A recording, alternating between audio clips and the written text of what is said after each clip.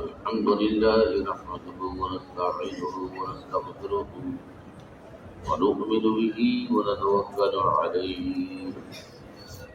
ونعوذ بالله من شرور أنفسنا ومن سيئات أعمالنا من يهده الله فلا مضل له ومن يضلله فلا هادي له ونشهد أن لا إله إلا الله وحده لا شريك له ونشهد أن سيدنا ونبينا وحبيبنا مولانا محمدا عبده ورسوله أرسله بالحق بشيرا ونذيرا وداعيا إلى الله بإذنه وسراجا منيرا وصلى الله عليه وعلى آله وأصحابه وبارك وسلم تسليما كثيرا أما بعد أعوذ بالله من الشيطان الرجيم بسم الله الرحمن الرحيم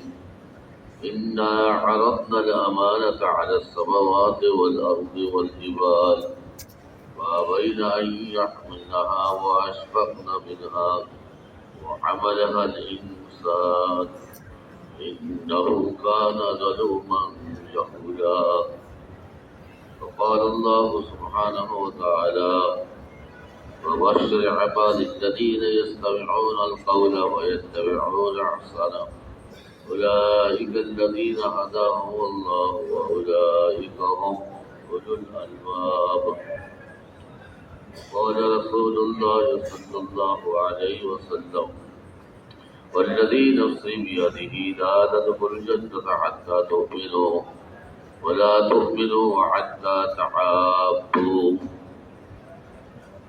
أولا أدلكم على شيء إذا فعلتموه تحاببتم أفشوا السلام بينكم وقال عليه الصلاة والسلام لا يؤمن أحدكم حتى يكون هواه تبعا لما جئت به وقال عليه الصلاة والسلام جددوا إيمانكم قيل يا رسول الله وكيف نجدد إيماننا قال أكثروا من قول لا إله إلا الله أو كما قال عليه الصلاة والسلام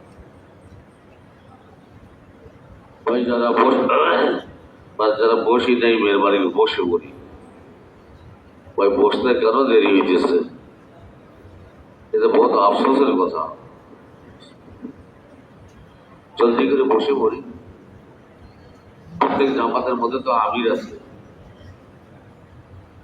আমির শব্দ নামাজের সঙ্গে সঙ্গে পুরা জামাতকে বয়ানে বসানোর দরকার ছিল আমির বানানো হয় এই জন্য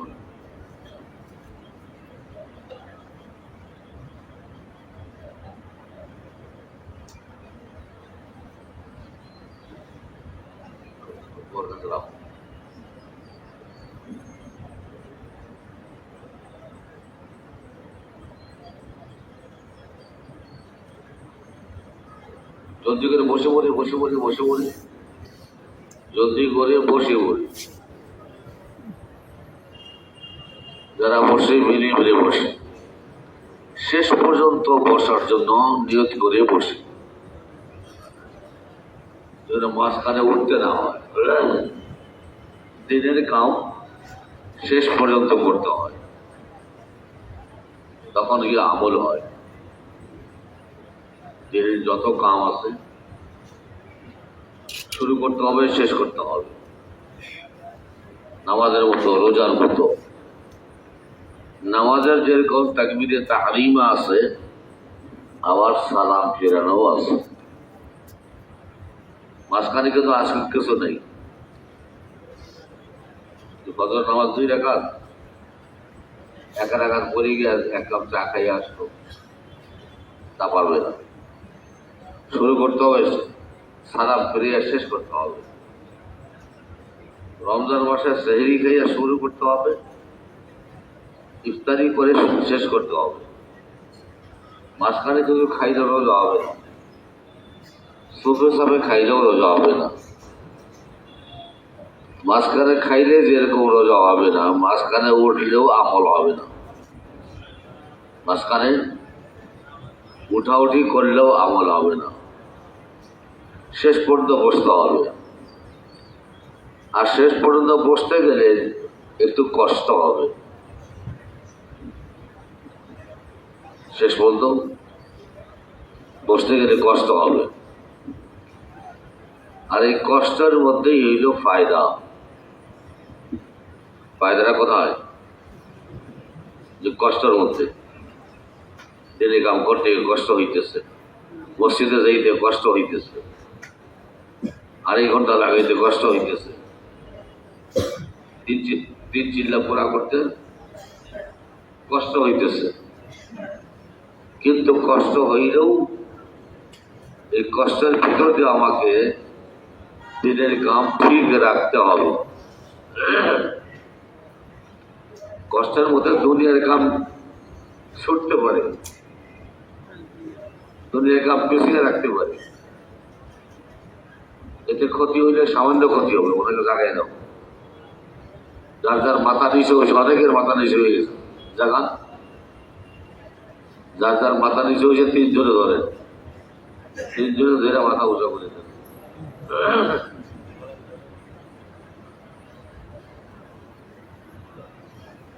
নিজে কাম করতে হইলে কষ্ট হবে, কষ্টকে স্বীকার করতে হবে। ওইটাই করলে হবে না, রাগারাগি করলে হবে না। আমি সব খানা কেন দেরি হইল, খেদমত পারে না কেন, খেদমত গেল কেন? আমাদের ভাইকে যদি থাকে খানা দেরিতে আসবে, আমার ভাইকে যদি থাকে খানা দেরিতে আসবে, তো দেরিতেই খাইতে হবে, হাজারও চেষ্টা করলে হবে না। এই যে দেরি হইল কষ্ট হবে, সবর করতে হবে। পাকাইছে কিন্তু ঠিক মতো হয় নাই, এইটাও মানতে হবে।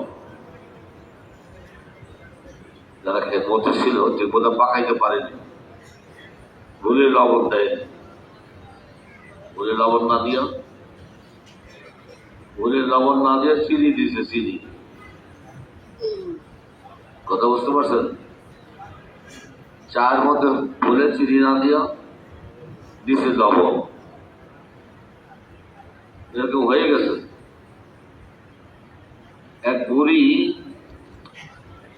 মৌলানা ইলিয়াস রহমতুল্লাহ আলাইকে ক্ষীর খাওয়ার দাওয়াত দিচ্ছে। কি খাওয়ার?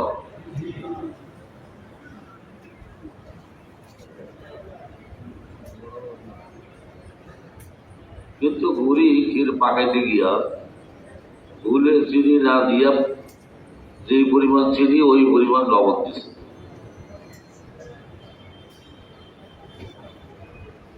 মুখে দিয়ে দেখে যে খাওয়ার মতো না। কিন্তু মৌলানা ইলিয়াস রহমতুল্লাহ আলাই এই ক্ষীর পুরাটাই একবারে সাইটা সুইটা খাই বানাইছে, বুঝতে দেয় নাই। বুঝলেই বুড়িমার কষ্ট হবে, বুঝলেই বুড়িমার কষ্ট হবে। কিন্তু স্বামী সের মধ্যে যে ছিল, তো বুড়ি চিন্তা করলো যে ক্ষীর যখন সবই খাইয়া পারিল, নিশ্চয় ক্ষীর খুব স্বাদ হয়েছে, নিশ্চয় ক্ষীর খুব স্বাদ হয়েছে। তো আমি স্বামীটা একটু সেইটা খাইয়া দেখি। সেইটা খাওয়ার জন্য স্বামী সে যেটা সেটা মুখে দিয়েছে, মুখে দিয়ে দেখে তৌবা তৌবা, আমি তো চিনি না দিয়া লবণ দিছি, চিনি না দিয়া লবণ দিছি। মানতে হবে, এটা শেখার জন্য চিন্তা। এখানে মানতে হবে, ঘরেও মানতে হবে। কোথাও মানতে হবে? ঘরেও মানতে হবে। সবসময় একরকম হবে না। এই জন্য তকদিরে ভালো মন্দ, ইমানে মুফাসসালে আলোচনা করা। চিল্লার মধ্যে আলোচনা করছেন কিনা? কারা কারা আলোচনা করছেন ইমানে মুফাসসালের চিল্লার মধ্যে? সবাই করে নেই, কারে না। ইমানে মুফাসসালে আলোচনা করা প্রত্যেক জামাতের মধ্যে আমানতু বিল্লাহি ওয়া মালাইকাতিহি ওয়া কুতুবিহি ওয়া রুসুলিহি ওয়াল ইয়াউমিল আখির ওয়াল কদরি খাইরিহি ওয়া শাররিহি মিন আল্লাহি তাআলা ওয়াল বা'থ বা'দা আল মাউত ওয়াল কদরি খাইরিহি ওয়া শাররিহি মিন আল্লাহি তাআলা তকদিরে ভালো এবং মন্দ আল্লাহর পক্ষ থেকে তকদিরে ভালো মন্দ আল্লাহর পক্ষ থেকে মানুষের পক্ষ থেকে না আল্লাহর পক্ষ থেকে ভালো হয়ে গেছে আল্লাহর পক্ষ থেকে বন্ধ হয়ে গেছে আল্লাহর পক্ষ থেকে ভালো হইতেছে নেক আমলের কারণে খারাপ হইতেছে গুনাহের কারণে ভালো হইতেছে কেন নেক আমলের কারণে আমল করার তৌফিক পাইতেছে আমলের কারণে তাহাজ্জুদ করার তৌফিক পাইতেছে তারা আমলের কারণে তাহাজ্জুদ ছুটতেছে গুনাহের কারণে কথা বুঝতে পারছি তাহলে ঘুমাইতেছে তাহাজ্জুদ তোমার সামনে ঘুমাই থাকো না আমাদের মারা মরিস হুজুর রহমতুল্লাহের মধ্যে যারা বয়ানে বসে ঘুমায় 4-5 জনে একরামের সঙ্গে দইরা পানির হাউজে বানিয়ে দেওয়া কেমন দইরা একরামুল মুসলিমিন ঠিক নেই একরামুল মুসলিমিন ঠিক রেখা 4-5 জনে দইরা পানির হাউজে বানিয়ে দেওয়া একরাম ধরো ঠিক আছে নেক আমলের দ্বারা আমলের তৌফিক পায় আমলের তৌফিক পায় আর গুনাহের দ্বারা আমলের তৌফিক ছুটে যায় গুনাহের দ্বারা কথা বুঝতে পারছি আমল ছোটে তকবীরুল্লাহ ছোটে ছোটে যান আমাদের 1 রাকাত ছোটে মাসের 3 দিন ছোটে চিল্লা পিছিয়ে যায় তার গুনাহের কারণ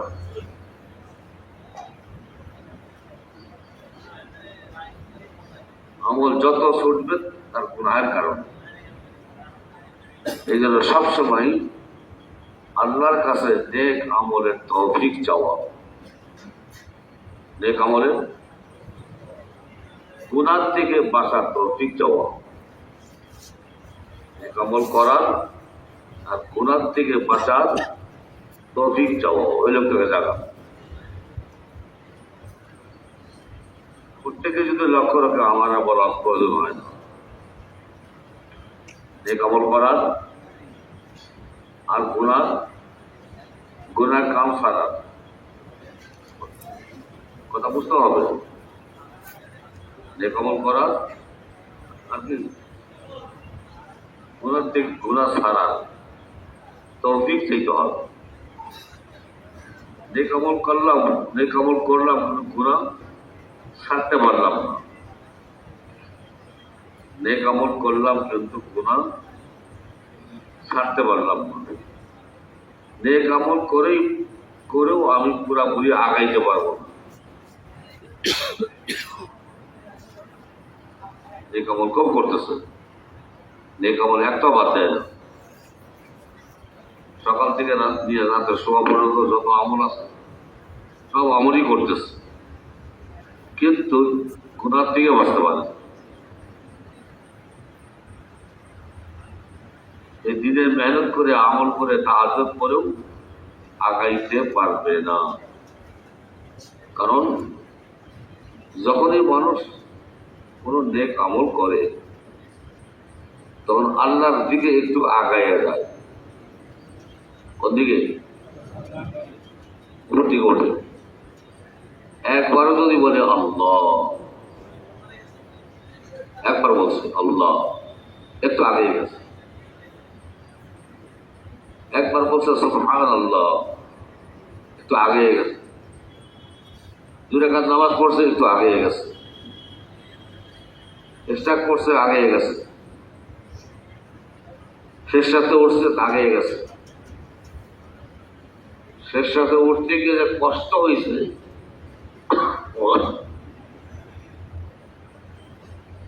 শেষ সাথে উঠতে গিয়া জাগাও ভাই, জাগাও। কিন্তু ভাই আপনি বারবার ঘুমাইবেন, বারবার জাগাইবেন।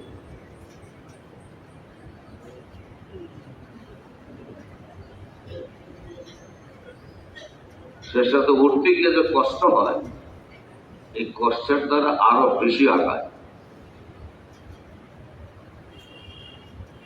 একটা হলো আমলের দ্বারা আগায়,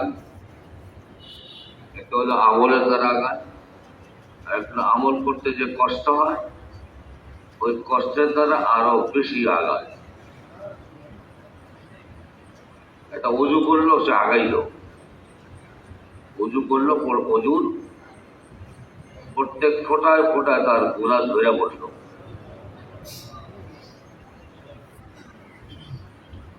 কিন্তু অজু করতে গিয়ে যে কষ্ট হইল,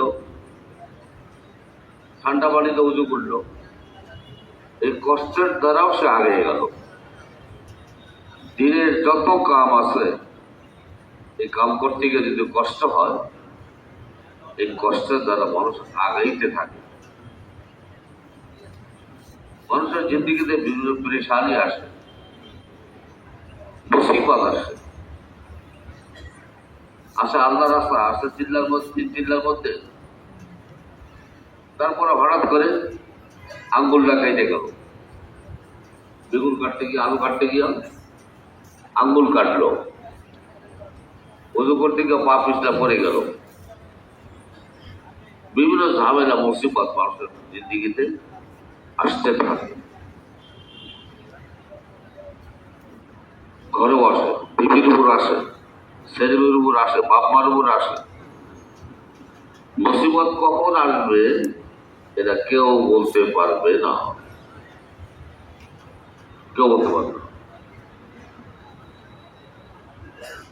মুসিবত কখন আসবে। হঠাৎ করে আসবে, আল্লাহর পক্ষ থেকে আসবে। এই জন্য সবসময় আল্লাহর কাছে নেক আমলের তৌফিক চাওয়া, কারণ নেক আমলের দ্বারা আল্লাহর সাহায্য আসবে, গুনাহের দ্বারা মুসিবত আসবে। গুনাহের দ্বারা জিন্দিগিতে কি আসবে? মুসিবত আসবে, ধাক্কা আসবে, পরেশানি আসবে। শুধু তাই না, গুনাহের দ্বারা জিন্দিগিতে অভাব আসবে। গুনাহের দ্বারা জিন্দিগিতে, নেক আমলের দ্বারা কামায়ের মধ্যে বরকত আসবে। নেক আমলের দ্বারা কামায়ের মধ্যে বরকত আসবে। অল্প কামাইতে হয়ে যাবে, অল্প কামাইতে জরুরত করে হয়ে যাবে, যদি তার নেক আমলের পুঞ্জি থাকে। আর যখনই গুনাহ হবে, বরকত উঠে যাবে, অভাব চলে আসবে। কি চলে আসবে? অভাব চলে আসবে। কামাই করবে, বরকত পাবে না, ব্যবসায় লস হবে, কর্মচারী টাকা পয়সা চুরি করে পলাবে। কাল্লা পরশু দিন একদম শোনাইল, কর্মচারী 31 লক্ষ টাকার মাল চুরি করে বাঁচছে।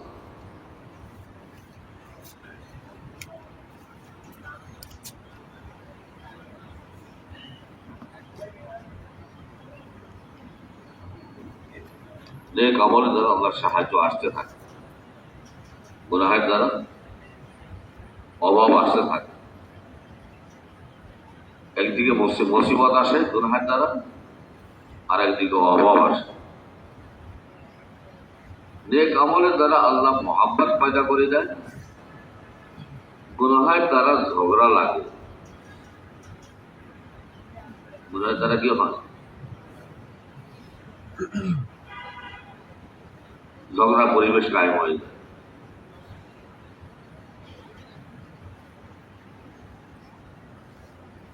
আর যখনই ঝগড়া হয়, যখনই ঝগড়া হয় আল্লাহ সাহায্যে উঠে যায়। যখনই ঝগড়া হয় তখন কি হয়?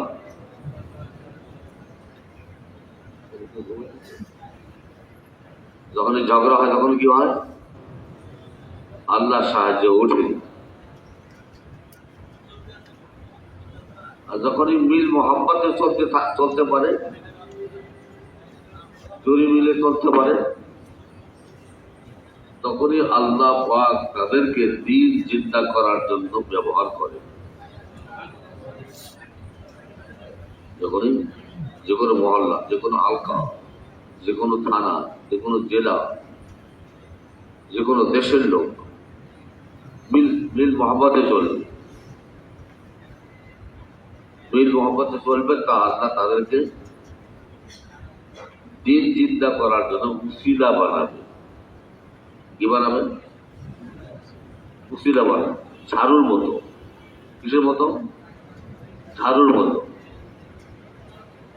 ঝাড়ুকে যেরকম সবাই উসিলা বানাইছে, ধনী গরিব, চেয়ারম্যান, মেম্বার, এমপি, সবার বাড়িতে ঝাড়ু আছে কিনা? ঝাড়ু দিয়ে কি করে? ঘরের সমস্ত ময়লা পরিষ্কার করে। একটু পিছিয়ে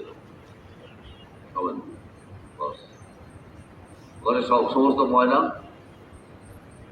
দূর বের করে দেয়, ঘরটাকে পরিষ্কার করে। ঘর পরিষ্কার করার জন্য এবং ঘরের ময়লা দূর করার জন্য যেরকম ঝাড়ুকে ব্যবহার করে, তো বাতিলকে বিতাড়িত করার জন্য, হককে চিন্তা করার জন্য আল্লাহ এই যে পাঁচজন লোক যখন দূরে মিলে মেহনত করবে, এদেরকেও আল্লাহ পাক ঝাড়ুর মধ্যেই ব্যবহার করবে। বুঝতে পারছি? আমরা বুঝতে পারছেন? সবাই মনে হয় বুঝতে পারে। বুঝতে না পারলে বয়ানের উপরে আলোচনা করে দিন, কাউকে জিজ্ঞাসা করে নিন বুঝতে পারলাম কি।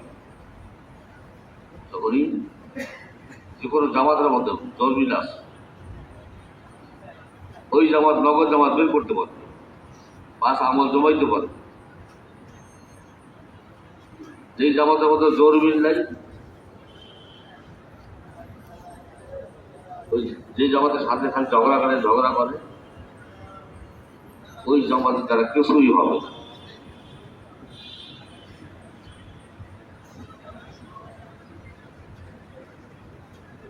এই জন্য যে কোনো মহল্লার মধ্যে 3টা আমল চালু আছে।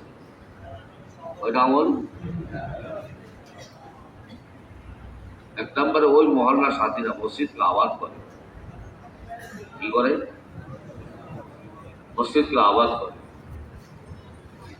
দ্বিতীয় নম্বরে ওই মহল্লার সাথীদের মধ্যে মহাব্বত জোরমিল আছে।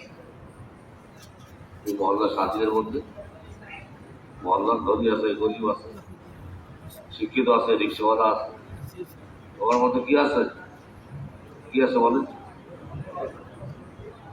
জোরমিল, মহাব্বত আছে।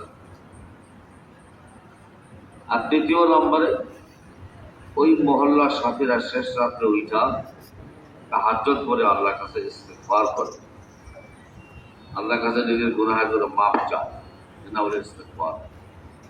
এই 3 আমল। বলতে পারো 3 আমল কোনটা? মজা মনে আছে? সব খেয়ে বাড়ি 3 আমল। এক নম্বরে মসজিদকে আবাদ করে, সিরিয়াল ব্রেক করলে হবে। দ্বিতীয় নম্বরে এলাকার সাথীদের মধ্যে জোর মিল মহব্বত। তৃতীয় নম্বরে তারা কি করে? শেষ রাতে ওইখান তাহাজ্জুদ করে আল্লাহর কাছে ইস্তিগফার করে। একটু জোরে করে ধাক্কা দেয়, ছোট ধাক্কা ঘুম ভাঙবে। ওই জায়গায় রোজ আর এক মাথা নিচ্ছে, মাঝে মাঝে অনেক মাথা নিচ্ছে, অনেক মাথা।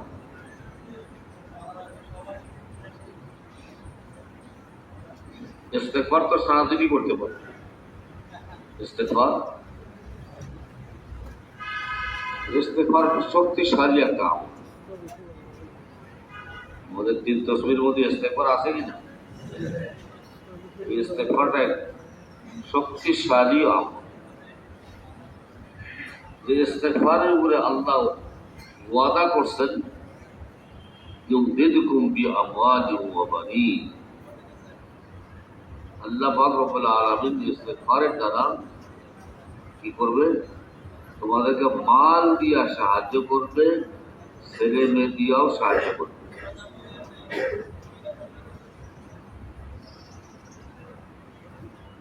কামাইয়ের ব্যবস্থা নাই, কামাই হইতেছে না, ব্যবসায় লস খাইতেছ, চাকরি পাইতেছে না, ফসল ডুইবে যাইতেছে, ফসল ঠিক মতো হইতেছে না, ইস্তেগফারে ইমাম করো।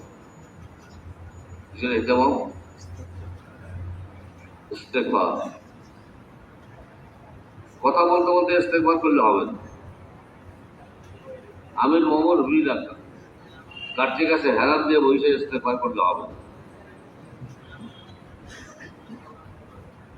ইস্তেগফারও করতেছে আর গাড়ি হেরান দিয়ে বসছে। আমির আর মামুন গাড়ি হেরান দিয়ে বসছে আর ইস্তেগফার করতেছে। আস্তাগফিরুল্লাহ পরে আর জিজ্ঞাসা করে, আমির সাহেব নাস্তার কি বন্দোবস্ত? আমির সাহেব বলতে তসবিহ ভালো করল, ইস্তেগফার ভালো করে পড়ো, ইস্তেগফার ভালো করে পড়ো না, নাস্তার জন্য লোক পাঠাই দিচ্ছে। এই গল্প করতে করতে ইস্তেগফার করলে হবে না। এটা শক্তিশালী আমল, একা বসতে হবে। নিজের গুনাহের চিন্তা করে, নিজের গুনাহের চিন্তা করে আল্লাহর কাছে মাফ চাইতে হবে। এর জন্য আমাদের ইস্তেগফার।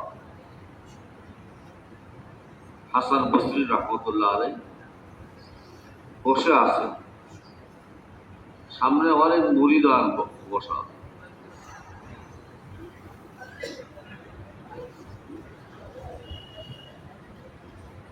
একজন লোক আসে, এসে বলতেছে, হুজুর অনেক পরিশানিতে আছে। কি পরিশানি? বৃষ্টি বন্ধ হয়ে গেছে, ঘাস সব মরে যাইতেছে, গরু ছাগলের খুব কষ্ট হইতেছে, কি করতে পারে? তারা বলে দিলেন, তুমি বেশি বেশি ইস্তেগফার করো, বেশি বেশি ইস্তেগফার করো। উনি ওই আমল করে ইয়াকিন করে চলে গেল, ইস্তেগফার করবে এই ইয়াকিন করে চলে গেল। কতক্ষণ পরে আর একটা লোক আসছে, এসে বলতেছে, হুজুর ছেলে মেয়ে আছে। এসে বলতেছে,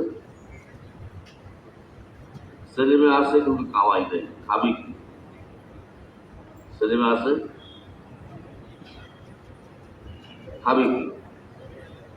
ছেলে মেয়ে কষ্ট করতেছে, না খেয়ে দেখে কান্নাকাটি করে। হুজুর ছেলে মেয়ের চোখের পানি সহ্য হয় না, কি আমল করতে পারে? ওনারও ওই একই আমল দিলেন, তুমি ইস্তেগফার করো, বেশি বেশি আল্লাহর কাছে ইস্তেগফার করো। চলে গেছে, ওই আমল নিয়ে চলে গেছে। কতক্ষণ পরে আর এক লোক আসছে, এসে বলতেছে,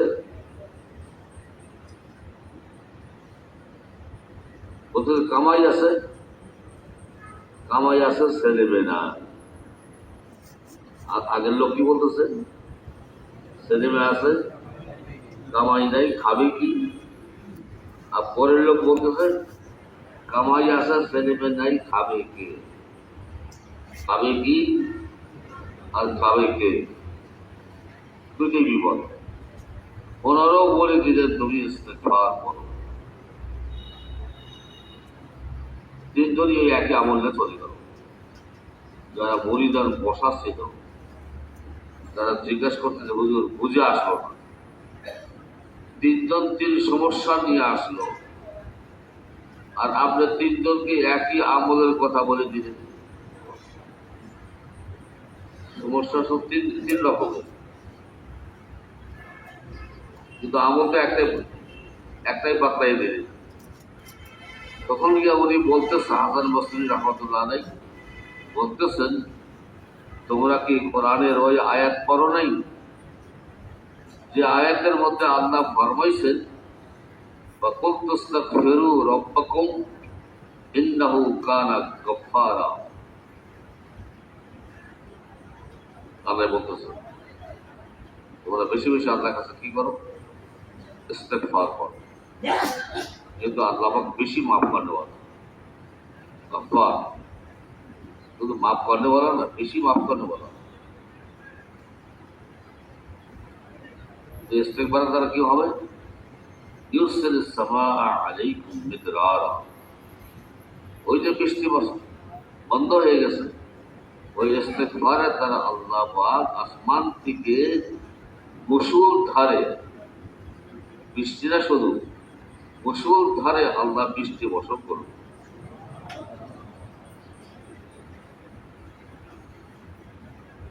দ্বিতীয় নম্বরে ওই ইউমদিদকুম বিআমওয়ালি ওয়া বানিন।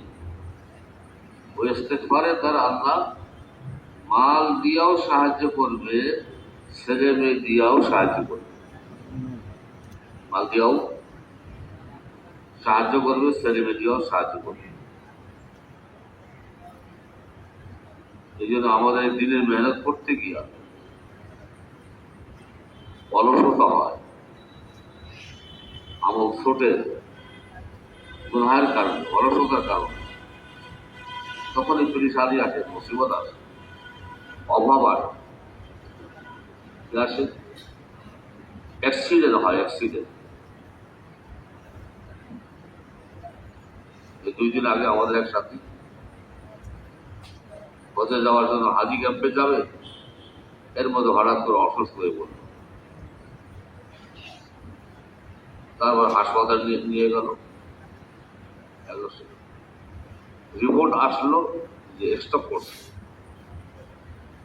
স্ট্রোক করছে মানে কি, এই বছর আর তার হজে যাওয়া হবে না। সে না, তার সঙ্গে আরো 2 জন আছে, আরো 2 জন মাস্তুরাত আছে, ডেকে বন্ধ ওরা, আমল থেকে মাহরুম। এই জন্য সবসময় আল্লাহর কাছে আমলের তৌফিক চাও, গুনার থেকে বাঁচার তৌফিক চাও। গুনাহের দ্বারা ঝগড়া সৃষ্টি হয়, ঝগড়া, অভাব আসতে থাকে। গুনাহের দ্বারা সমাজের মধ্যে অশান্তি আসতে থাকে। আল্লাহর সাহায্য উঠে যায় গুনাহের দ্বারা। গুনাহ কি করলো? আল্লাহ হুকুম নষ্ট করলো। গুনাহের দ্বারা গুনাহ কি হইল? আল্লাহর হুকুম নষ্ট করলো। আল্লাহর হুকুম যেটা ছিল এটা মানতে পারে না। যেরকম উহুদের যুদ্ধে হুকুম যেটা ছিল, হুকুম মানতে পারেনি। হুকুম কি ছিল? 2 পাহাড়ের মাঝখানে, উহুদের ময়দানে 2টা পাহাড় আছে, এখনো আছে। 2 পাহাড়ের মাঝখান দিয়ে রাস্তা আছে। এই রাস্তার মোড়ে, রাস্তার মাথায় হুজুর পাক সাল্লাল্লাহু আলাইহি সাল্লাম 50 জন সাহাবীকে দিয়ে একটা জামাত বানাইয়া, একটা পাহারা জামাত বানাইয়া বললেন, তোমরা এখানে পাহারা দিবা। পাহারার জামাত আজকে নতুন না, খেল তামাশায় পাহারা দিলে হবে না। খেল তামাশায় হুজুরের জমানা আমল, হুজুর নিজে পাহারা লোক লাগাইছে।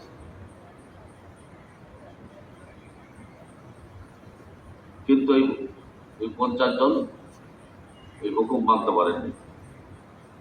সবাই না, 50 জনের মধ্যে কয়েকজন আল্লাহর ওই হুকুম আল্লাহ রাসূলের হুকুম মানতে পারেনি। 1 নম্বরে তাদের মধ্যে কথা কাটাকাটি শুরু হয়ে গেছে যে আমরা তো যুদ্ধ জয়লাভ করছি, আল্লাহর নবীর হুকুম তো ছিল যুদ্ধ চলাকালীন। যুদ্ধ যখন জয়লাভ করছি, তখন আমরা এই জায়গায় না থাকলেও চলবে। ওই যে কাফেররা ভাগতেছে, পলাইতেছে, তাদের মাল ও দৌলত আমাদেরকে ধরতে হবে। কত বুঝতে পারছেন?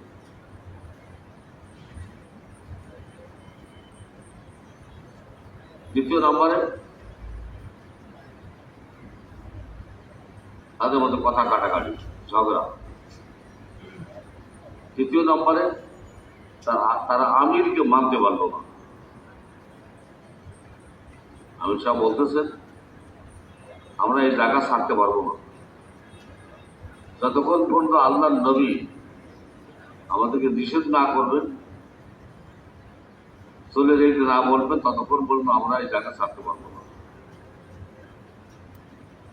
তখন যুক্তি দেখাইতেছে, যুক্ত তো শেষ। আল্লাহ নবীর হুকুমটা আমরা পালন করছি, যুদ্ধ শেষ। ওই জায়গা ছাড়িয়ে দিচ্ছে। ছাইরা দিতেই দুশ্মন পিছন দিকে দেখছে এই রাস্তা খালি, পিছন থেকে আইসা হঠাৎ করে মুসলমানদের উপর হামলা শুরু করছে। এমন হামলা, এক হামলা 70 জন সাহাবী শহীদ হয়ে গেছে। এমনকি হুজুরের চাচা হামজা রাদিয়াল্লাহু তাআলা আনহু এই যুদ্ধে শহীদ হয়েছে। এবং হুজুর পাক সাল্লাল্লাহু আলাইহি সাল্লাম নিজে পর্যন্ত জখমি হয়েছে। এই যে ভুল কি সবারই ছিল? 50 জনের সবারই ভুল ছিল। এক জামাতের সবারই বেউসুরি করা লাগে না। 2 একজন বেউসুরি করলেই পুরা জামাতের উপর পরেশানি আসে, অথবা 2 একজনের উপর পরেশানি আসে। এই জন্য আল্লাহ রাস্তায় অসুল অনুযায়ী চলা, কোন অনুযায়ী? অসুল অনুযায়ী চলা।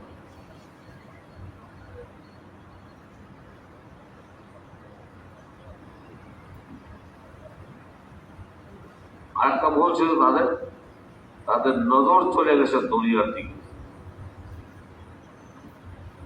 নজর চলে গেছে দুনিয়ার দিকে, মারাত্মক ভুল। দিনের কাম করতে গিয়ে যেন দুনিয়ার চিন্তা না আসে। দিনের কাম করতে গিয়ে দুনিয়ার চিন্তা না আসে। আমাকে এই করতে হবে, এই করতে হবে, এই করতে হবে, এই সাজাইতে হবে। দিনের কাম করতে গিয়ে দুনিয়ার জন্য চিন্তা করতেছে, দুনিয়ার জন্য বিভিন্ন জায়গায় যোগাযোগ করতেছে। ব্যবসার জন্য দিনের কাম করতে এসে কাজ বলছে, ব্যবসার জন্য বিভিন্ন জায়গায় যোগাযোগ করতেছে। ক্ষতি তো ক্ষতি, মারাত্মক ক্ষতি। ক্ষতি তো ক্ষতি, মারাত্মক ক্ষতি। আমি দুনিয়ার চিন্তা করার জন্য আসিনি, আমি দিনের চিন্তা করার জন্য আসছি। আমি দিনের জন্য আসছি। এই জন্য ভাই দোস্ত বুঝুন, আমি যে চিল্লা দিলাম, আমার 3 চিল্লা দিলাম, আমার 3 চিল্লা কবুল হইল কিনা এটা বুঝতে পারবো যদি আমি মৌত পর্যন্ত লাগিয়ে থাকতে পারি। কোন পর্যন্ত?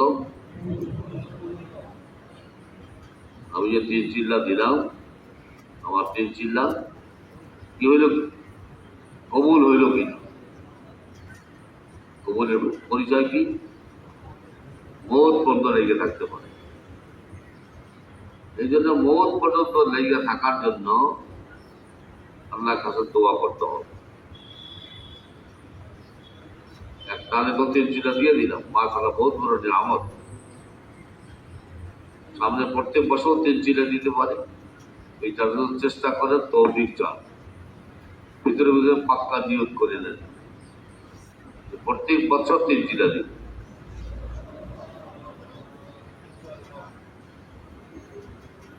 যেন এই 3 চিল্লা না শোনে, তাবলীগ না শোনে, দিনের কাম না শোনে। প্রত্যেক দিনের কাজের জন্য আমাদের মধ্যে যেন গুরুত্ব থাকে। আমাদের মধ্যে কি থাকে? দিনের মেহনতের গুরুত্ব থাকে, কাজ তালিমের গুরুত্ব থাকে, 2.5 ঘন্টা 3 দিনের গুরুত্ব থাকে, প্রথম কাতারে নামাজ পড়ে গুরুত্ব থাকে, মসজিদে বসার গুরুত্ব থাকে। চিল্লাতে 3 চিল্লাতে মসজিদে বসতে পারি, চিল্লাতে 3 চিল্লাতে মসজিদে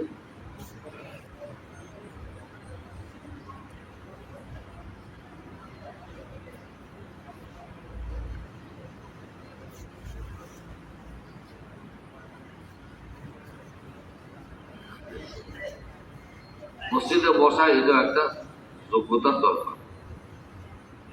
সবাই মসজিদে বসতে পারে না, তারা ঘোরা করে বুঝে যাওয়ার জন্য, তারা ঘোরা করে বলি না, তারা ঘোরার জায়গা না, বসার জায়গা। মসজিদে বসে ইনফরাদি আমল করে, একা একা আমল করে, একা একা দোয়া করে, একা একা মসজিদে বসে লম্বা দোয়া করে, মসজিদে আগে আসার চেষ্টা করে, দৌড়াদৌড়ি করে হামাইয়া হয়ে মসজিদে না আসে, আস্তে আস্তে 1 রাকাত ছুটে গেল, 2 রাকাত ছুটে গেল, এরকম যেন না, মসজিদে আগে আসার চেষ্টা করো। যত আগে আসবে তত আমল বেশি করতে পারবে, তত দোয়া বেশি করতে পারবে। যত আগে আসবে আমল বেশি করতে পারবে, দোয়া বেশি করতে পারবে। দোয়া করতে হবে যে আল্লাহ যেন আমাকে এই মেহনতের জন্য কবুল করে। কি দোয়া করতে হবে? আল্লাহ যেন আমাকে মেহনতের জন্য কবুল করে, আল্লাহ যেন আমাকে ব্যবহার করে। আমি যে কোনো মহল্লায় থাকি না কেন, আমি যেন হুজুর পাক সাল্লাল্লাহু আলাইহি সাল্লামের কর্মী হিসাবে, আর কর্মী আমরা হুজুরের কর্মী, মজলিসে যারা বসা আছে, যারা বসা নাই, প্রত্যেকেই আমরা হুজুরের কর্মী। হুজুরের কি? আমরা হুজুরের কর্মী, হুজুরের নায়েব, হুজুরের প্রতিনিধি, হুজুরের প্রতিনিধি। আমাদের উপরে কাম ন্যস্ত করছে, এই কাম সেরে গেছে, বলে গেছেন এই কাম আমার কাম, আনা ওয়ামানিত তাবানি, কোরআনের কথা। এই কাম শুধু নবীর কাম না,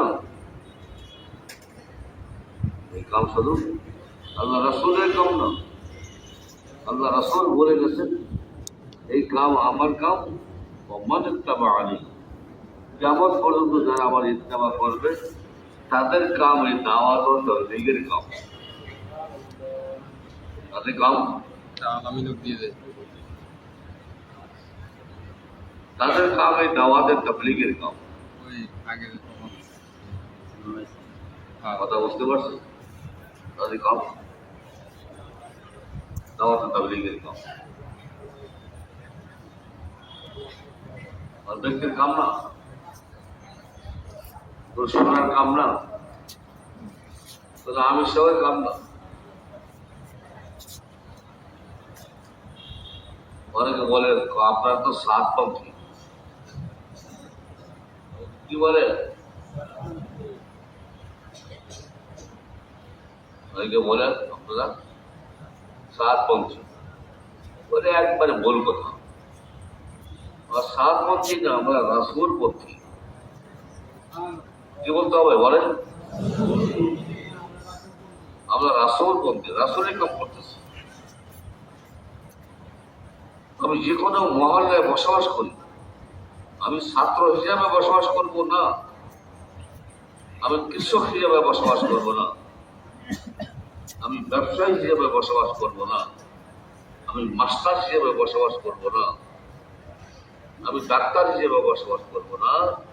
আমি যে কোনো মহল্লায়, যে কোনো কোণা, যে কোনো আনাচে কানাচে আমি বসবাস করি, ওইখানে আমি হুজুরের কর্মী হিসাবে, হুজুরের প্রতিনিধি হিসাবে আমি বসবাস করব। তবে কি আমি আল্লাহর সাহায্য পাবো। যেখানে থাকি না কেন আমি আল্লাহর সাহায্য পাবো। যেখানে থাকি না কেন আমি আল্লাহর সাহায্য পাবো।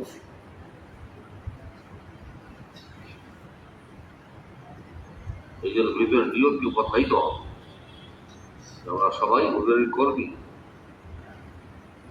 হুজুর আমাদেরকে একটা জিম্মাদারি দিয়ে দিচ্ছে, মহান দায়িত্ব। দায়িত্ব না শুধু, মহান দায়িত্ব। যেই মেহনতের উপরে দিন জিন্দা হওয়া নির্ভর করতেছে, যেই মেহনতের উপরে দোস্ত বুজুর্গ দিনদারি মজবুত হওয়া নির্ভর করতেছে। এই মেহনতের উপরে কি হইতেছে? দিনদারি মজবুত হবে, দিনদারি পাক্কা হবে।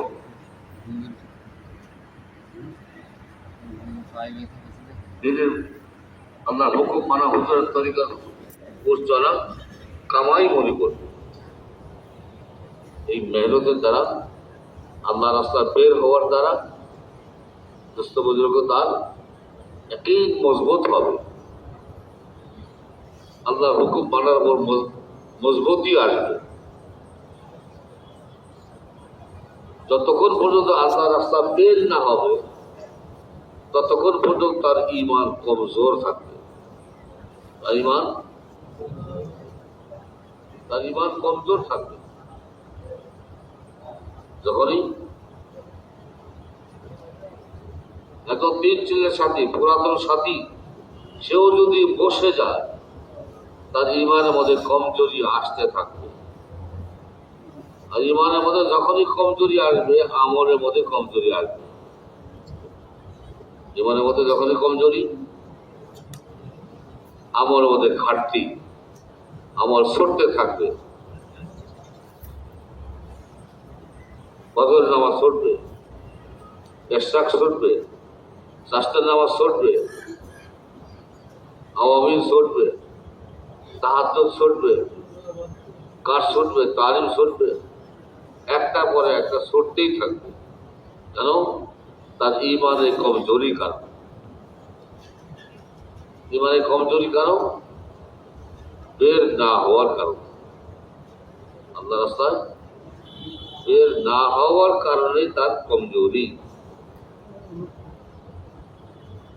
ঈমানের মধ্যে কমজোরি আসবে, যতই পুরাতন হোক না কেন। এই জন্য সবসময় মেহনতের সঙ্গে লেগে থাকতে হবে। মেহনতের সঙ্গে লেগে থাকতে হবে। লেগে থাকতে গেলে দুনিয়ার লাইনে ক্ষতি নজরে আসবে। দুনিয়ার লাইনে ক্ষতি নজরে আসবে। শয়তান এই ক্ষতি দেখাবে, শয়তান ক্ষতি দেখাবে। শয়তান দুনিয়ার লাইনে ক্ষতি দেখাইবার জন্য আইসে আপনার মাকে ধরবে, আপনার বিবিকে ধরবে, আমার আত্মীয় স্বজনকে ধরবে। আরে তুমি চিন্তা যেতেছ, চাকরি করতেছ, তোমার প্রতিবেশী 4 তলা বিল্ডিং করলো, বিবি কি বলতেছে? তোমার প্রতিবেশী। আর তুমি তাবলীগ করার কারণে তুমি কিছুই করতে পারলো না। ওই 30 বছর আগে একটা ঘর উঠেছ, টিনের ঘর, এখন পর্যন্ত ওই ঘরেই আছো। কিছু করতে ক্ষতি দেখাইতেছে। এই যে বিবি ক্ষতি দেখাইতেছে, বিবি দেখাইতেছে না, বিবিরে শয়তানে ধরছে। কে ধরছে? ছোট শয়তান না, বড় শয়তান ধরছে। ছোট না, শয়তান প্রথম ধরলে মেয়ে লোকরে ধরে। শয়তান প্রথম ধরলে কারে ধরে? মেয়ে লোকরে ধরে। এই জন্য মেয়ে লোক দিয়া সময় লাগানো, বিবিকে নিয়া, মাকে নিয়া, মেয়েকে নিয়া সময় লাগান। লাগাইতে থাকে, শয়তান ঘরে ঢুকতে না পারে, শয়তান যেন ঘরে ঢুকতে না পারে।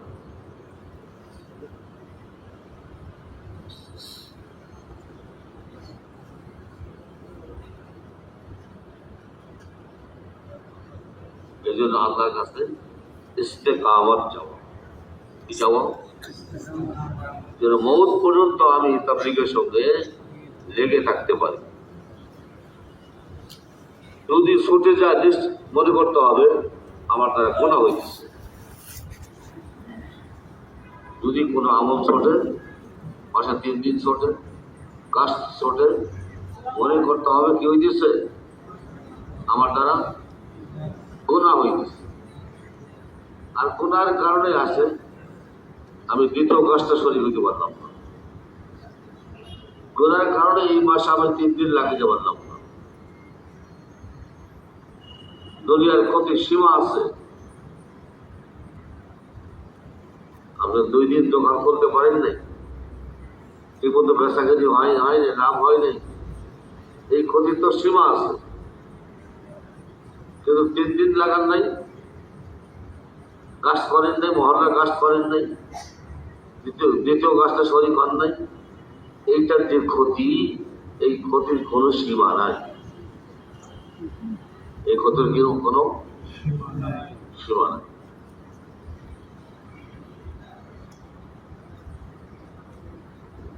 এই জন্য আল্লাহ রাস্তা বের হওয়া দোস্ত বুজুর্গ, মক্কা শরীফে নামাজ পড়া অনেক উত্তম, মদিনা শরীফে নামাজ পড়া উত্তম, এমনকি আল্লাহর নবীর পিছনে নামাজ পড়া উত্তম। এই জন্য সাহাবায়ে কেরাম এই আল্লাহ রাস্তা বের হওয়ার জন্য পুরো দুনিয়ায় ছড়াইয়ে পড়ার জন্য মক্কা শরীফ ছাড়ছে, মদিনা শরীফ ছাড়ছে, আল্লাহর নবীকেও ছাড়ছে। বাহির হওয়ার সময় এই সংবাদ শুনছেন, আল্লাহর নবী নিজে শোনাইছেন, এই সাদ তুমি যখন ফিরে আসবা তখন আইসা তুমি আমাকে আর পাইবা, এই যে আমাকে আর পাইবা। জানে আল্লাহ নবী তাদের কাছে এত আদরে, এত মহব্বতে, এত প্রিয়, তারপর আল্লাহ নবীকে রেখে যে আমি যাইতেছি আল্লাহ রাস্তায়, আমি যে আসে আর আল্লাহ নবীকে দেখবো না, এর জন্য কোনো ওজোর খারাপ হয়। সাহাবায়ে কেরাম দিনের কাজে কি করেন নাই? সাহাবায়ে কেরাম দিনের কাজে ওজোর খারাপ করেন, কোনো আপত্তি করেন নাই।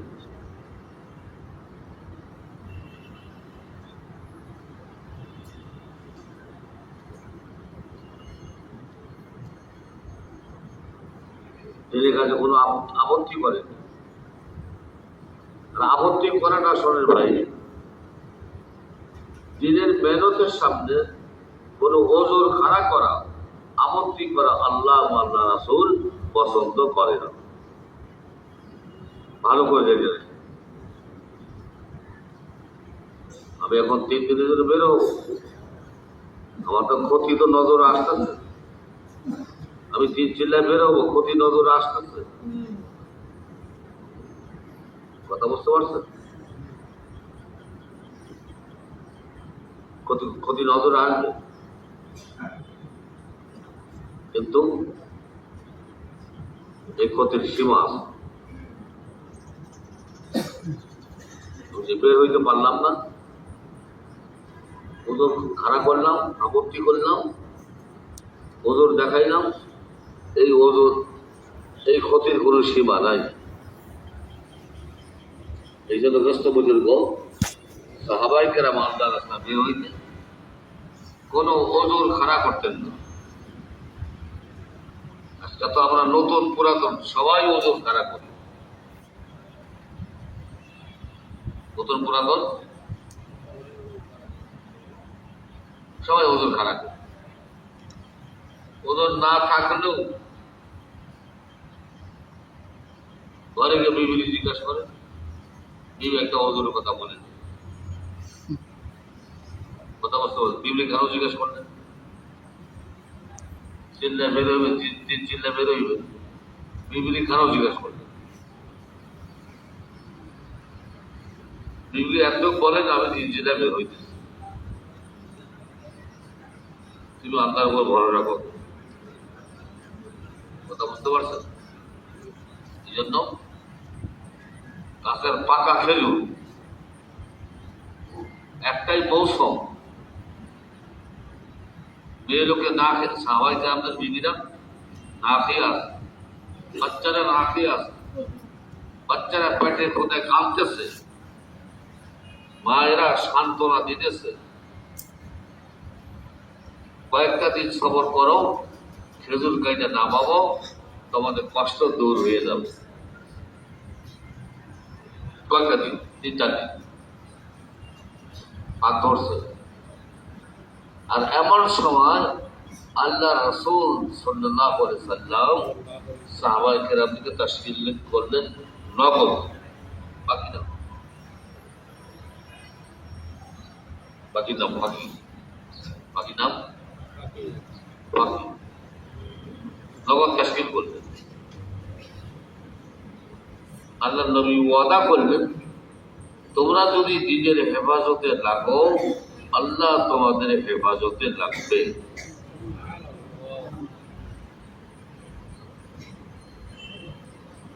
আল্লাহ নবী তো দেখতেছেন কাছে পাকা গেল, ছেলেমেয়েরা না খেয়ে আছে, কান্নাকাটি করতেছে, তাদের কষ্ট হইতেছে। আর 2-4 দিনের মধ্যে খেজুর গাইটা নামাবে, কষ্ট দূর হয়ে যাবে। আল্লাহ নবী নিজে দেখতেছেন, তারপরও আল্লাহ নবী নগদ তাশকিল করতেছে। আল্লাহ নবী নগদ তাশকিল করতেছে, তোমরা দিনের হেফাজতে লাগবে, আল্লাহ তোমাদের হেফাজতে লাগবে। সাহাবায়ে কেরাম ইয়াকিন করলেন, ওই পাকা খেজুর গাছের এখান নগদ আল্লাহ রাস্তা বের হয়ে গেল। আজকে আমরা দিনের মেহনত বুঝি নাই, আজকে আমার তাবলীগ বুঝি নাই, নতুন তো বোঝেই নাই, পুরান নাম বুঝি নাই। এই জন্য আল্লাহ রাস্তা বের হইতে ওজন খারাপ করি। এই জন্য আমরা বছর 3 চিল্লা দিব, এইটা আমরা সাহস পাইতেছি। বছর 3 চিল্লা দিব পারতেছি না, একদিন করলেই পারবো, মজবুত হইলেই পারবো। সাহাবায়ে কেরাম কোন সময় ওজন খারাপ করেন না। এক সাহাবী, শুধুমাত্র এক সাহাবী এক বেলা দেরি করছিল। ওই সাহাবী, একজন সাহাবী এক বেলা দেরি করছিল। বিবি বাচ্চার জন্য দেরি করেন নাই, ওই ধান কাটার জন্য দেরি করেন নাই, ধান লাগাইবার জন্য দেরি করেন, ব্যবসার জন্য দেরি করেন, দুনিয়াবি কোনো কাজের জন্য দেরি করেন নাই। দেরি করছেন জুমার নামাজ, মদিনা শরীফের নামাজ আল্লাহর নবীর পিছনে পড়ার জন্য। কত বড় আমল, কোন আমল? জুমার নামাজ আর মদিনা শরীফের নামাজ, আল্লাহর নবীর পিছনের নামাজ।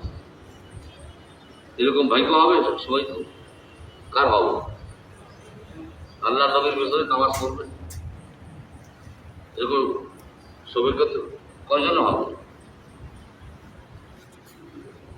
তারপর এটার জন্য দেরি করার কারণেও আল্লাহ নবী বলছেন, তুমি 500 বছর পিছিয়ে গেল। তুমি আমার পিছনে নামাজ পড়া দেখলাম, ওদের শরীফের নামাজ পড়া দেখলাম, আল্লাহ রাস্তায় জামাতের সঙ্গে আল্লাহ রাস্তা বের হওয়া দেখলাম। কথা বুঝে আসছে ভাই? এবার তো সকালে বেরিয়ে গেছে, আর উনি দেরি করলেন যে জুমার নামাজটা পড়ে আসে, আল্লাহ নবীর পিছনে পড়ে আসে। আমি তো আর ফিরে আসতে পারবো না, আমি আর ফিরে আসতে পারবো না, আর মদিনায় ঢুকতে পারবো না, আল্লাহ নবীকে দেখবো না। কাজেই জিন্দিগির শেষ নামাজটা আল্লাহ নবীর পিছনে পড়ে আসে। কিন্তু এই দেরি করাটা, এই আল্লাহ নবীর পিছনে নামাজ পড়াটা আল্লাহ নবী পছন্দ করেন নাই। আল্লাহ নবী কি করেন নাই?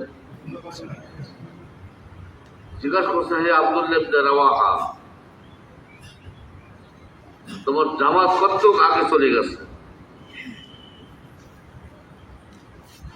বলছে সাবাকুনি আন-নাহার আও নিসফুন নাহার। ইয়া রাসূলুল্লাহ, আমার জামাত একদিনের রাস্তা অথবা আধা দিনের রাস্তা আগে চলে গেছে।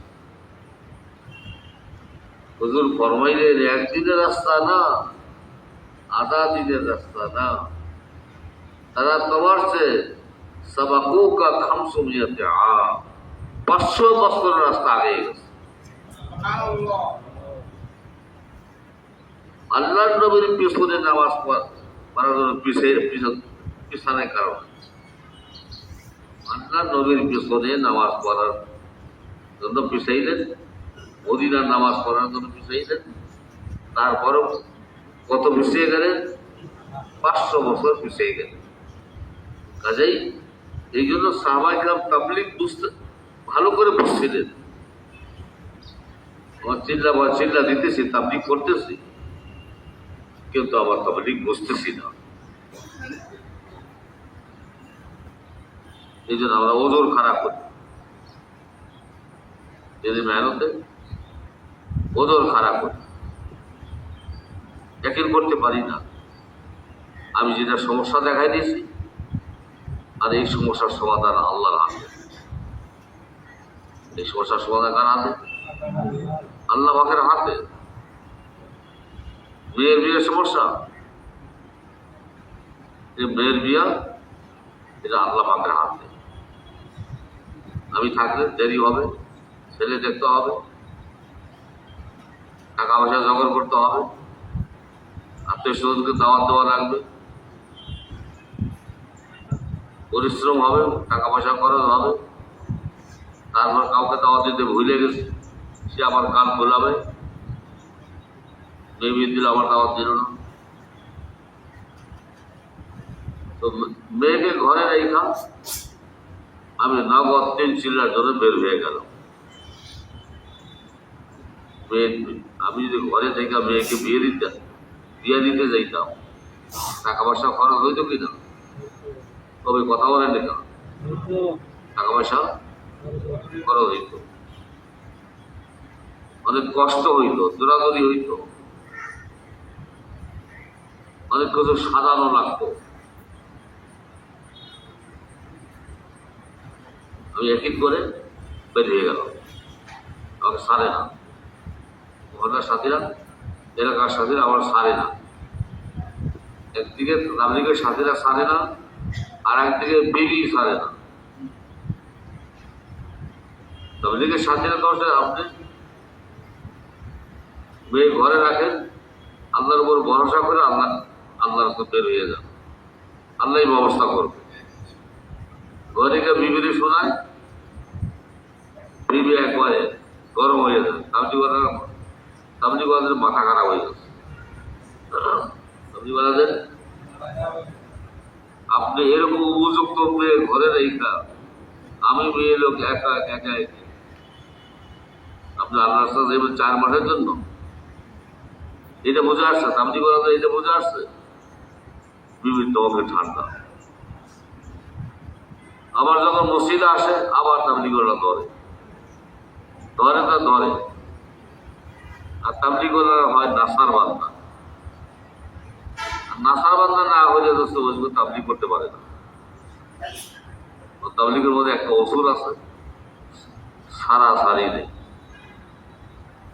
তাবলীগের মধ্যে একটা অসুর কি? সারি নেই। আমাদেরকে বের হওয়াই লাগবে। কি সমস্যা আছে এই সমস্যা দেখতেছে আমরা ছাড়ে না। শেষ পর্যন্ত বিবিকে না বইলা সুপে চাপে 20 টাকা করলো বাড়ির থেকে বের করে তিন চিলা ধরে বের হয়ে গেছে। বিবি মনে করছে জোরে নামাজ পড়তে গেছে, নামাজ পড়ে আসে। হয়তো কোনো জামাতের নসরত কাছে আসে, আসর করে আসবে, আসে না। মাগরিবের সময় আসে না, এশা গেলেও আসে না, আরে রাত্রেও চলে গেল তারপর আসে না, সকালেও আসে না। আর কি লোক কোথায় গেল, মরে গেল? পরে সত্যে সরে 3 চিল্লার জন্য চলে গেছে। এরকম একটা কাম করলো, এরকম উপযুক্ত মেয়ে ঘরে নেই না, 3 চিল্লার জন্য চলে গেল 4 মাস। আমার কি উপায় হবে? আমি তো রাতে ঘুমাইতে পারবো না। এ তো আল্লাহ রাস্তায় গিয়ে দোয়া করতেছে, আল্লাহ রাস্তায় গিয়ে।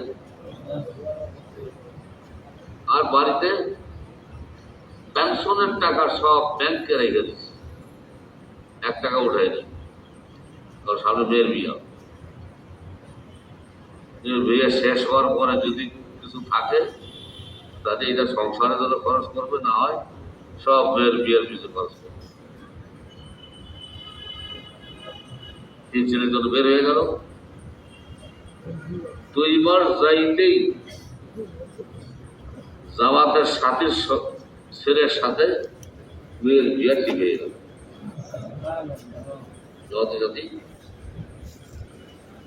দুই পুরা এক রাত্রে একত্রে ঘুমাইছে, আর ঘুমাই গল্প করতেছে। বুঝতে পারছেন? জিজ্ঞাসা করে আপনার ছেলে মেয়ে কয়জন, আপনার ছেলে মেয়ে কয়জন। এবারে আমি এক ছেলে নিয়ে ঠেকছি, এই বুড়া বলে আমি এক মেয়ে নিয়ে ঠেকছি। একজন ছেলে মেয়ে ঠেকছে, আমরা ছেলে নিয়ে কেমন ঠেকছে? আমি না মেয়ে নিয়ে ঠেকছি, আপনার ছেলে নিয়ে কেমন ঠেকবে? আরে ছেলে বিএসসি ইঞ্জিনিয়ার, 3 চিল্লা দিছে, বিয়ে করাবো।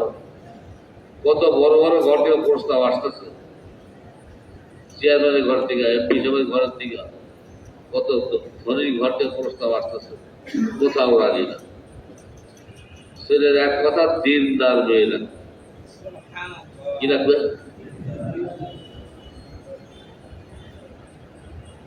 আর মেয়ের বাপ বলতেছে আমিও তো মেয়ে না ঠিক। আচ্ছা আপনার মেয়ে কি করে? আমার হয়তো 5 ওয়াক্ত নামাজ করে, পর্দায় থাকে, ঘরে তালিম করে, ইশরাক করে, রাষ্ট্র নামাজ করে, ঘরে সমস্ত খানা পাকায়। এখন এই বুড়া শুই না আসছিল শোয়া, লাভ দিয়ে খারাপ হয়েছে।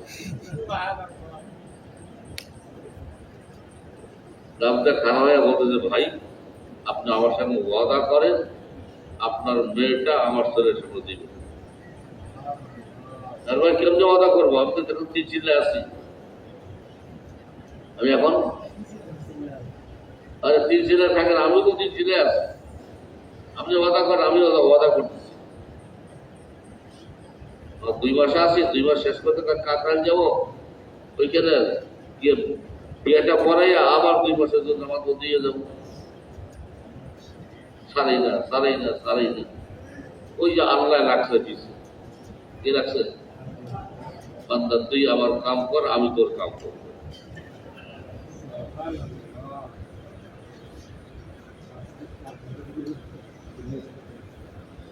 কাকরাইল আসার আগে মেয়ের বাপ ছেলের কাছে সংবাদ দিয়েছে, তুমি তোমার মাকে দিয়া বোনকে দিয়া তোমার খানার বাটে আনো। ছেলে এবার সংবাদ দিচ্ছে তুমি তোমার চাচাকে নিয়ে মামাকে নিয়ে কাকাল মসজিদ চলে আসো। 2 পক্ষ এসে গেছে, নিয়ে মেয়ে দেখাইছে, মেয়ে পছন্দ হয়ে গেছে। কাকাল মসজিদের বড় হুজুর মানে আব্দুল আজিজ সাহেব বিয়া পড়াই দিচ্ছে। মাত্র আধা কেজি খেজুর কিনে আনছে, 16 টাকা দিয়া খেজুর কিনে আনছে। ছিটিয়ে দিয়েছে, বিয়ে হয়ে গেছে। তার সোনের টাকা সব ব্যাংকে হয়ে গেল, মেয়ের বিয়ে হয়ে গেল। তার সোনের টাকা সব ব্যাংকে রয়ে গেল, যেহেতু আল্লাহর কাজে রাখছে। যখনই আল্লাহর কাজে রাখছে, আল্লাহ তার কাজে রাখছে। আফসোস আমরা আল্লাহ কাজে লাগতে পারি না। আমরা নিজেরা দুনিয়ার কাম শেষ করে বাইরে নিতে চাই। তখন দুনিয়ার কাম করতে গেলে ঝামেলা লাগে। তো দুনিয়ার কাজের মধ্যে কি হয়? ঝামেলা হয়, চুরি হয়, ডাকাতি হয়, হারিয়ে যায়। যে দুনিয়ার জন্য আল্লাহ রাস্তায় বের হইলাম না, ওই দুনিয়া ধরে রাখতে পারলাম না, চলে গেল। বাচ্চা আগুন লাগলো, দোকানে আগুন লাগলো, বাচ্চা চুরি, চোর দুইগা সব নিয়ে গেল, চোর দুইগা সব নিয়ে গেল। বন্যার বাড়িতে ফসল সব ডুবিয়ে দিল। এই দুনিয়ার জন্য আমি পিছাইলাম, ওই দুনিয়া আমি ধরতে পারলাম না। এই জন্য ভাইদস্ত বুজুর্গ, আর হামেশা আল্লাহ রাস্তা বের হওয়া দিনের মেহনতকে আমাকে 1 নম্বরে রাখতে হবে। কয় নম্বরে? কে কে রাজি আছে বলেন? আল্লাহ কবুল করুন। যেন আমরা দিনে মেহনত করতে গিয়া, আল্লাহ রাস্তা বের হতে গিয়া, আমরা যেন ওজোর খাড়া না করি। সাহাবায়ে কেরামের মধ্যে সাহাবায়ে কেরাম ওজোর খাড়া করতেন না। আমরাও যদি ওজোর খাড়া না করি, তো আমাদের হাসর হবে সাহাবায়ে কেরামদের সঙ্গে। কথা বুঝে আসছে? আমাদের যদি দিনের মেহনতের কারণে ক্ষতি হয়, দিনের মেহনতের কারণে দুনিয়ার ক্ষতি হয়, আমাদের হাসর হবে সাহাবায়ে কেরামদের সঙ্গে।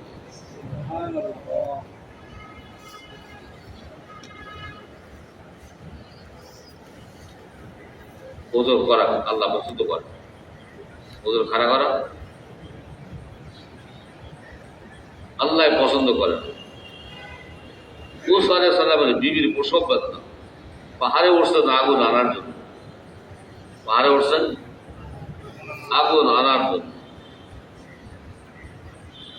এইদিকে আল্লাহ পাক রব্বুল আলামিন মুসা আলাইহিস সালামকে নগদ তাশকিল করতেছে বিদেশ যাওয়ার জন্য, অন্য দেশে যাওয়ার জন্য, ফিরআউনের কাছে যাওয়ার জন্য। ইযহাব ইলা ফিরআউন ফাইন্নাহু তাগা। আরে আমি উঠলাম আগুন আনার জন্য পাহাড়ে, বিবিকে রেখে আসছে অসুস্থ অবস্থায়, আর আল্লাহ আমাকে তাশকিল করতেছে। তো তাশকিল নগদ তাশকিল। আমি বিবির কাছে ফিরে যেতে পারবো না, এমন তাশকিল আমি বিবির কাছে ফিরে যেতে পারবো না। তো 2য় নম্বর সমস্যা হইল, বাচ্চা হইলে বাচ্চাটা ধরার মতো বিবির কাছে অন্য কোনো মেয়ে লোক নাই। এই সময় অন্য মেয়ে লোক কাছে থাকা দরকার কিনা? কোনো মেয়ে লোক নেই। 3য় নম্বর সমস্যা কামাইয়ের সমস্যা। এটা আমার সমস্যা দেখায়। 10 বছরের কামাই, 10 বছরের ছাগল বকরি সব ঘাস খাইতেছে।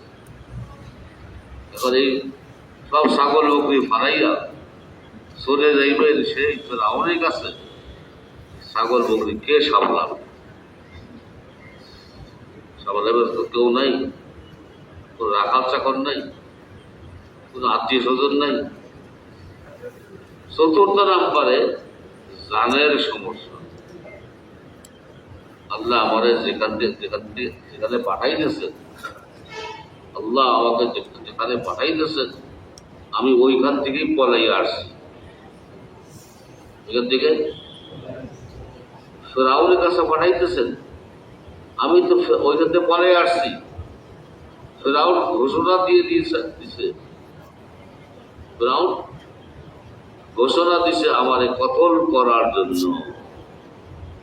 পুলিশ আমাকে তালাশ করতেছে, পুলিশ আমাকে। একজন এসে সংবাদ দিল, আরে মোসা তুমি এখানে বসে আছো, জলদি করে পড়াও, তোমার নামে ওয়ারেন্ট জারি হয়ে গেছে তোমাকে কতল করার জন্য। কি জারি হয়েছে? মুসা আসসালাম ওইখান থেকে পলাইয়া আসলেন। যেখান থেকে পলাইয়া আসলেন, যেখানে ঘোষণা হয়েছে ওনাকে কতল করার জন্য, আল্লাহ ওই জায়গায় পাঠাই দিচ্ছে। আমরা বাংলা ভাষায় কি বলি? যেখানে বাঘের ভয় সেখানে রাগ হয়, বলি কিনা? যেখানে জানের ভয় আল্লাহ ওইখানেই পাঠাইতেছে। পাঠাইতেছেন আর আল্লাহ অভয় দিতেছেন। কি দিতেছেন? অভয়। কোনো ভয় করবা না, লা তাখাফা। দুই ভাইকে বলতেছেন তোমরা দুই ভাই কোনো ভয় করবা না, কারণ আমি আল্লাহ পাক তোমাদের দুইজনের সঙ্গে আছি। ইন্নানি মা'কুমা, আমি আল্লাহ তোমাদের দুইজনের সঙ্গে আছি। শুধু সঙ্গেই না, আমি আল্লাহ শুনতেছি, আমি আল্লাহ পাক দেখতেছি। আমি আল্লাহ সঙ্গেও আছি, শুনতেও আছি, দেখতেও আছি। কে কি বলবে সত্যি আছে, কে কি করবে আমি দেখে থাকবো, এত সহজ না। আমি পাঠাইছি, তার গায়ে হাত তুলবে, তার দিকে চোখ গরম করে তাকাবে, কারো সাহস হবে না। চলে আগে চলে প্রচারে সব নগদ নানা দিবে। হয়তো অন্তরে আছে, কিন্তু আল্লাহ পাক অভয় দিয়ে দিছে, তোর ভয় করবেন না। আর এই অভয় শুধু মুসা আলাইহিস সালামের জন্য না, এই অভয় কিয়ামত পর্যন্ত প্রত্যেকটা ব্যক্তির জন্য। এই অভয়টা আল্লাহ সবাইকে বোঝার তৌফিক দান। এই অভয়টা শুধু মুসা আলাইহিস সালামের জন্য না, এই অভয়টা কিয়ামত পর্যন্ত যে কোনো ব্যক্তি আল্লাহ রাস্তা বের হবে, তো আল্লাহ পাক রব্বুল আলামিন তাকে হেফাজত করবে, তার ঘর বাড়িকেও হেফাজত করবে, তার বিবি বাচ্চাকে হেফাজত করবে, আল্লাহ তার নামকেও হেফাজত করবে, কামকেও হেফাজত করবে। সাহাবায়ে কেরাম দ্বীনের হেফাজতের জন্য কোনো কিছুর চিন্তা করেননি, ছেলেমেয়ের চিন্তা করেন নাই, বিবি বাচ্চার চিন্তা করেন নাই, বাপ মার চিন্তা করেন নাই, খাওয়ারও চিন্তা করেন নাই, আরামের চিন্তা করেন নাই, বাড়ি ঘরের চিন্তা করেন নাই। বাড়িতে ফিরে আসবে, বিবি বাচ্চাকে দেখবে, ছেলেকে আদর করবে, এই চিন্তাও করেন ছেলেকে।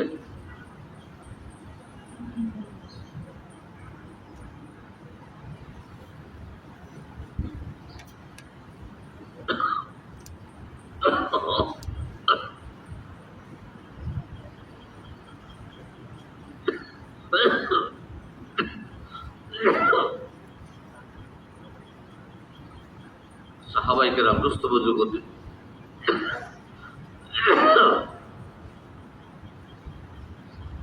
সাহাবায়ে কেরাম আল্লাহর নবী তৈয়ার করছিলেন, বানাইছিলেন। সাহাবায়ে কেরাম দিনের মেহনত বোঝার মতো বুঝছিলেন, এই জন্য বের হইতে কোনো চিন্তা করেননি। জোয়ান হোক আর বৃদ্ধ হোক, জোয়ান 16 বছর বয়স, অনেক সাহাবী 16 বছর বয়স,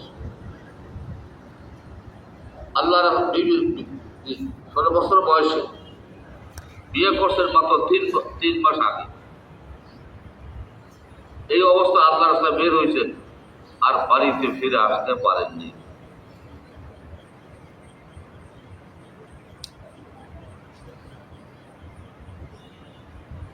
তাবি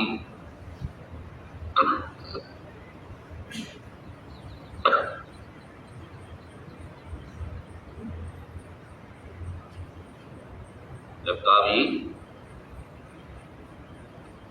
27 বছর পরে বাড়িতে ফিরে আসছে। কয় বছর ফিরে এসে মসজিদে ঢুকছে, দেখলে এখন জোয়ান আলেম হাদিস পড়াইতেছে, হাদিস শোনার জন্য বসছে। এত সুন্দর হাদিস পড়াইতেছে, এত সুন্দর হাদিস পড়াইতেছে, মনে মনে চিন্তা করতেছে আমার ছেলে, আমারও যদি এরকম একটা ছেলে হইত। হাদিস পড়াইতে পড়াইতে নামাজের সময় হয়ে গেছে। উনি ইমাম, উনি নামাজ পড়াইতেছে, নামাজের মধ্যে কেরাত চলতেছে, কেরাত শুই না, মনটা ভরে গেছে, মনে মনে চিন্তা করতেছে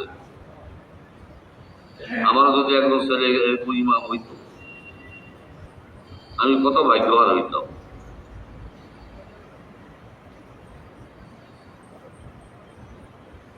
নামাজ শেষ করে বাড়ির দিকে যাইতেছে, ইমাম সাহেব নামাজ পড়াইয়া বাড়ির দিকে যাইতেছে। দরজার সামনে গিয়া ইমাম সাহেব এই বুড়া মেয়েকে বলতেছে, আপনি কেমন আমার বাড়িতে যাইতেছে? এখানে পুরুষ, এই পর্যন্ত আপনারা কোনোদিন দেখিনি, আপনি আমার বাড়িতে ঢুকতেছেন।